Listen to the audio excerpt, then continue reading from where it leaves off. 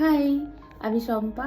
আমি আজকে ভিডিওটা ঠাকুর ঘরে বসেই শুরু করলাম, কারণ আজকে ইতু সংক্রান্তি।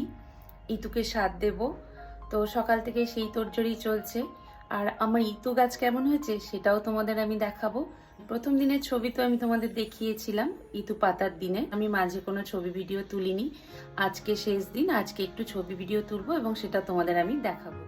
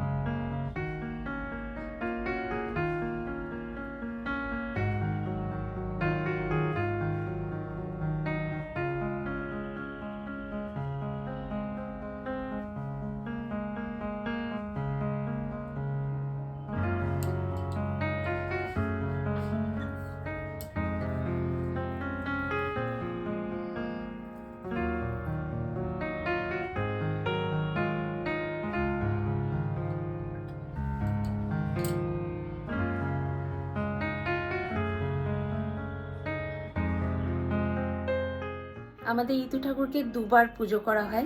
একবার সকালবেলায় ফল মিষ্টি এসব দিয়ে একবার করে নিই, আবার সন্ধেবেলাতে একটু পায়েস পিঠে এসব করে দিতে হয়। চলো সন্ধেবেলার আয়োজনটাও দেখে নিই।